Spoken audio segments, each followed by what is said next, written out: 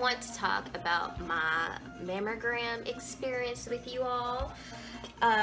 So I've turned 40 in August, and so I said, oh, I'll start the year off right and healthy.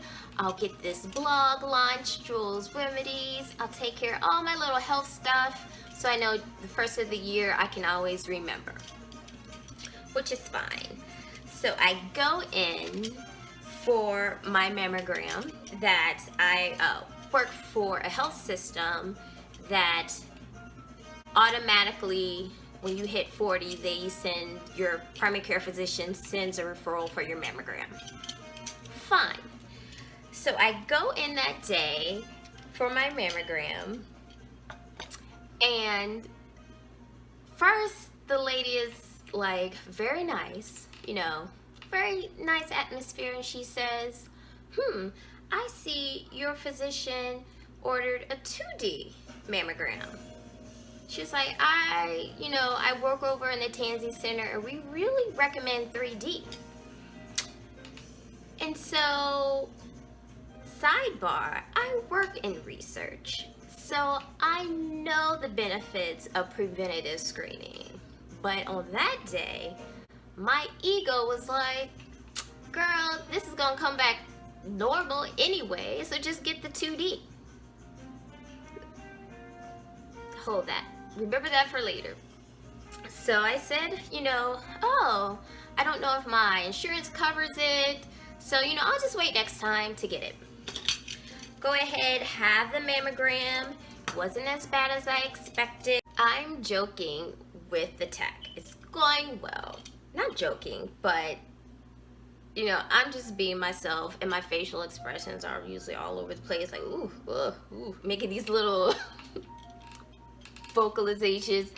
And so my text says, you are so pleasant. I said, you know what, this so reminds me, and I'm not uncomfortable because it reminds me of being in yoga class where you have to get in this position, and then all of a sudden you think you have it, and they're like, turn your toes in, chin down, hips back, and you're like, and then there's like, now look up.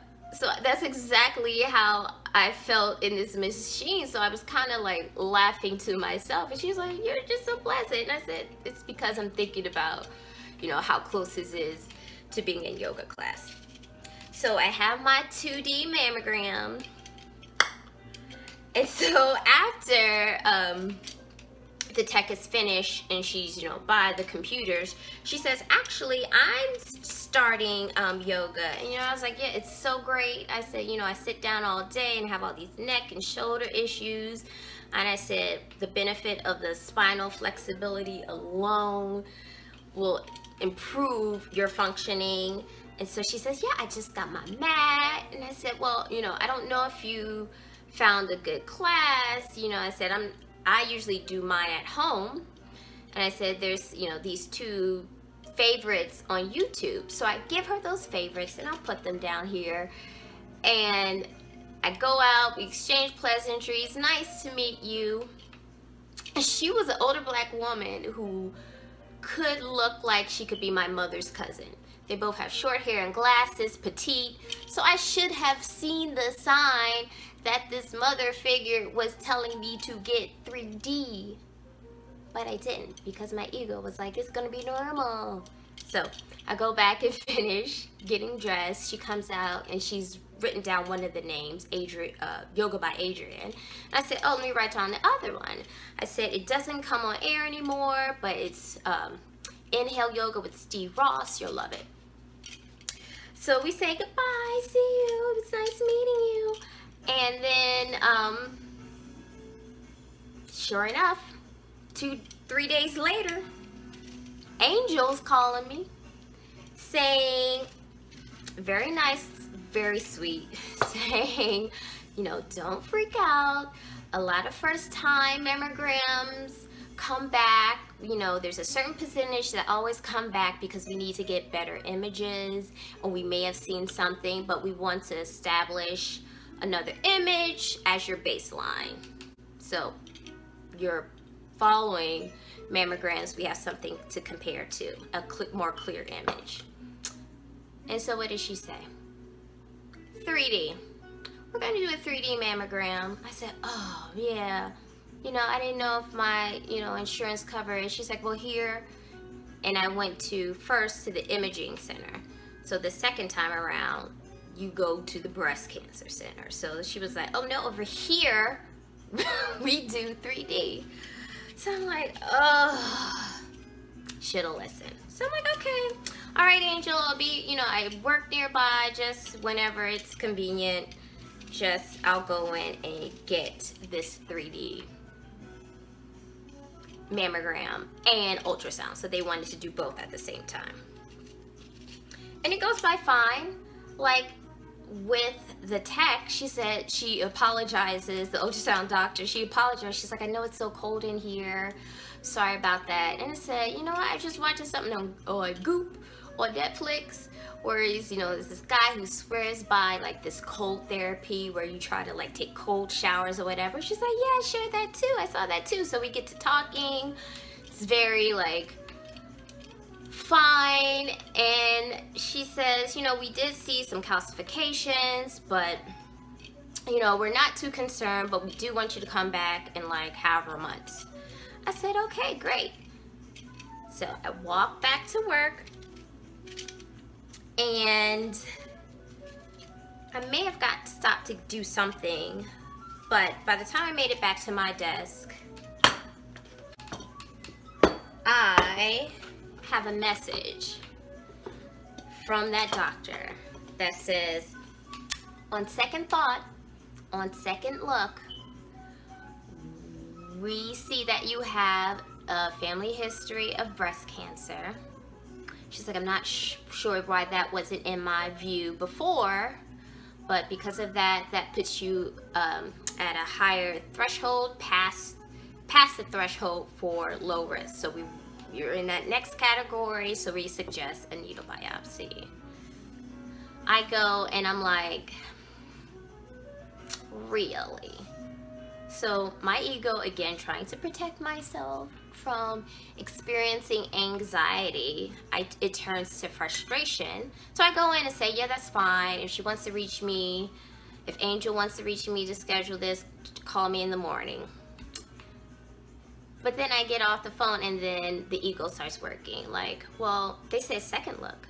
Well, if they didn't catch you on a first look, it must not be that serious. Like, you probably don't need this. Just, take your time. Like, they'll find out. Wait till you see the paperwork. Wait till you see the images. Ask your own questions, which is fine. But I had a little stank attitude about it. I'm going to be honest.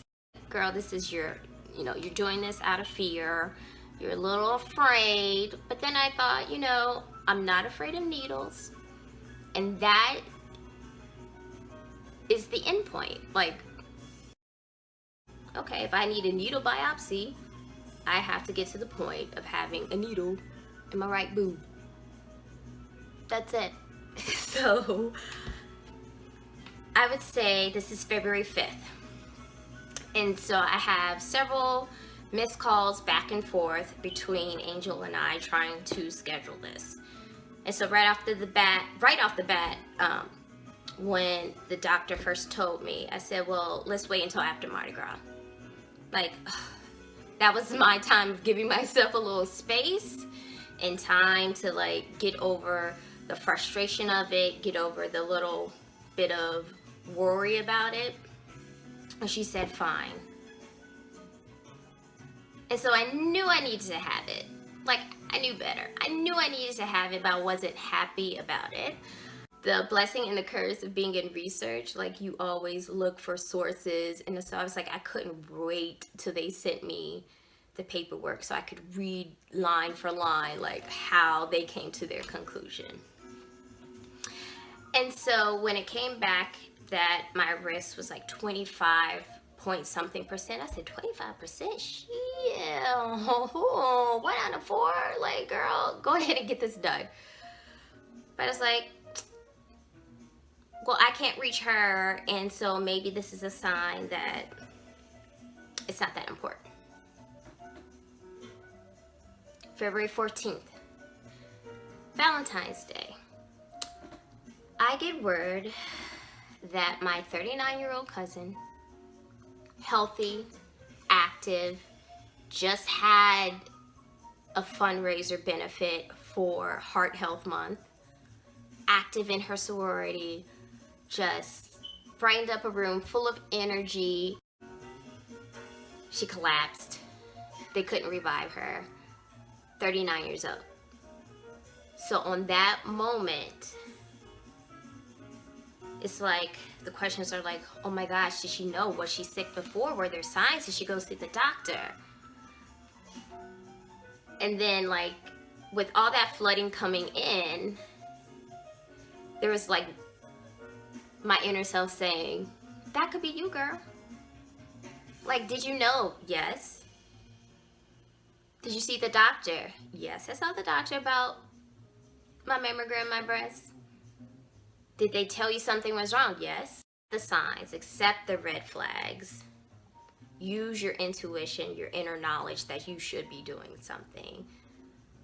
But for me, I took Alicia's passing as a sign that, like, health comes before anything else. Like, if you don't have your health, what do you have? So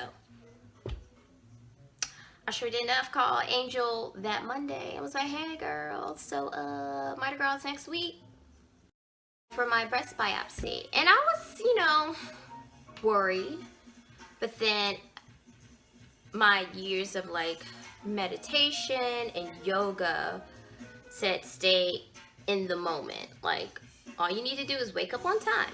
All you need to do is wear a top and blouse. Like, don't wear a dress, because you like, so keeping in the present moment of the little things I had to do at the time to get to the point of the breast biopsy.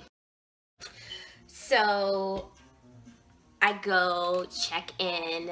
They give you a dressing room, they give you a locker. So at the point where it's time to put my things away in the locker, I said, you know, I'm going to keep my phone and I'm going to keep the lavender oil in my robe pockets, right? Because during this time, I don't know how long I'm going to have to wait, so I might as well have these tools that are going to keep me centered as we go.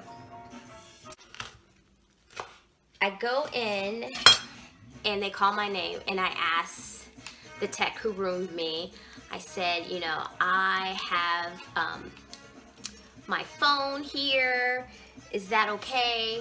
She said, sure. She was like, you know, I'll ask the tech when you come in. I was like, you know, I just want to use my music to keep me chill. And she said, oh, sure, yeah, I don't think it'll be a problem.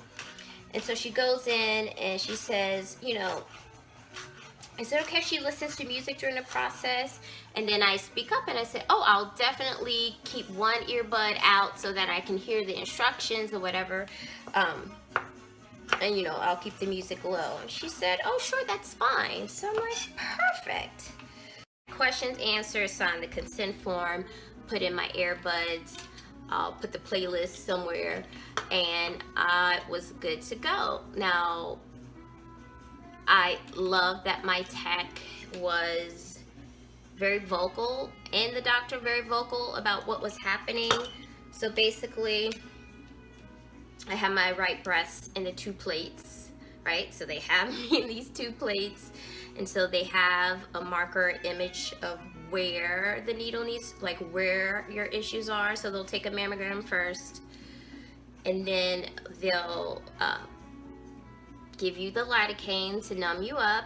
I numbed up perfectly, like I didn't feel a thing.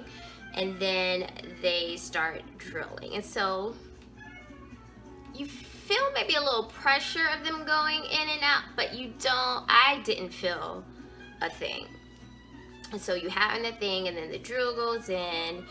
And so I just have my headbuds in because of the machine. It's like some arm is here and then the camera is here, so you're there, your face is on this machine, your boob is here, and then they're doing whatever biopsy they need to do. So I'm here with my earbud in, this one's out so I can hear their instructions. They prompt me of like when the needle's gonna burn and whatever. So that went by fine. And then I talked to my tech as she's like holding the bandage to stop the bleeding, which it took it a long time to stop, and asked her, I said, you know, usually I use a lot of essential oils regularly on my wounds. Like I showed her a burn I had. I don't even know if you all can see this because it healed up so well. I said, you know, I had a burn here and I used lavender on it. Can you ask the doctor if it's okay to use it on my wound? So she says, sure. So she goes and asks the doctor. The doctor says, if it's something that you regularly use, feel free, like go ahead and use it. And so then she mentioned, she said, I use peppermint oil for my headaches. And I said, wow, me too. So we bonded on that, and it was just a pleasant experience. She sent me home with gauze because it was still bleeding. And so what I did when I went back into the dressing room, like, so you have the steri strips on the mark, and I say my wound, I don't know if you could see the size of this. See this thing here? It was just like maybe half that size. Like it was a very small, like U-shaped wound. So that had the steri strip on it. But then she gave me gauze, and so she taped it across my breast. And so when I went in the dressing room, because I had my lavender, I opened the gauze, put a few drops on it, like 2 or 3 drops, and bandaged it back up. So not everything was getting through the wound, but it was just in the gauze there. And so throughout the day, I was just having this like nice little whiff of lavender. It was awesome. So today when I took off my my steri strips, like there was definitely bruising, like right where, you know, where they put the plates, there was like 2 bruises here and then the wound in the middle. So I was like, I'm going to do what my mom did. And so this is a reason I mentioned earlier that I had a maternal risk of breast cancer. So did my mom. She felt a lump under her armpit and went to the doctor. It was stage 1 cancer. And so she said after her surgery, she put aloe vera on it, like aloe vera gel. That's how I learned, like from so young. My mom had an aloe plant in the kitchen, so she used the aloe vera from that plant and was putting it on her wound. And so the doctor's like, oh my gosh, we've never seen this heal so well. And she said, well, I've been putting aloe vera gel on it from my plant. And they were like, well, if you're not having an allergic reaction, keep doing it. So I immediately thought of her when I took off the bandage today, of like how it's full circle. And although part of my ego was like, oh, if I didn't have that maternal risk, they wouldn't be asking me to do this neo biopsy. You know what, it is what it is. And because I had a mother who went through it and survived and has this resiliency, I was able to go through it as well. So that is my mammogram story. Very, not entertaining, but ups and downs. But I'm cancer free. I will keep practicing listening to messages and flags and signs that I get. I'm glad I didn't put it off. I'm glad I got the motivation and inspiration from a horrible situation to get this done. And back to the margaritas, and I'm going to speed through, so thanks for listening. I was peeling the skin of my citrus fruit, and that's because I'm going to use this beautiful thing for my DIY household cleaner. So I'll put white vinegar and cover this. And so as we get into the spring, when I start my spring cleaning, to dust and to wipe down surfaces and baseboards, I'll have this lovely citrus scent. So I'll cover this with white vinegar all the way probably to here, because you don't want the vinegar to touch the lid or start corrosing. and set it in a dark cabinet for 2 weeks. And then after that, put it in a spray bottle and I'm good to go.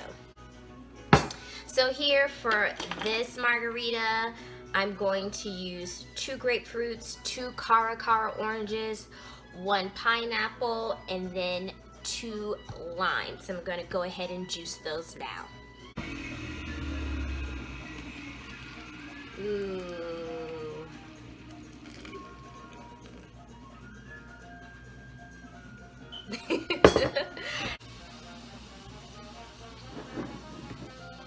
I have juiced the pineapple.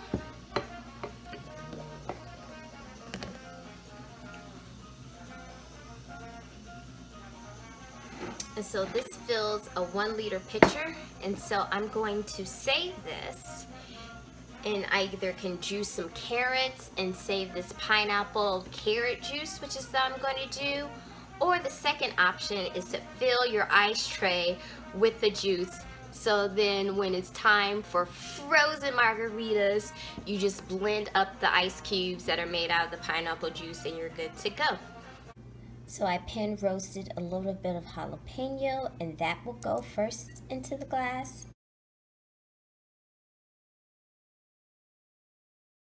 Add in the juice. So just add a shot glass of that into your margarita. So the last step is to stir and enjoy. I've already enjoyed a little bit while I'm cleaning up, but thanks for watching and listening to my story and experience. I hope it helps someone. I hope it gives anyone who needed that message to take care of your health, put your health first, and don't delay. For those who needed to hear that, which including myself, I hope you got that message. And again, thank you.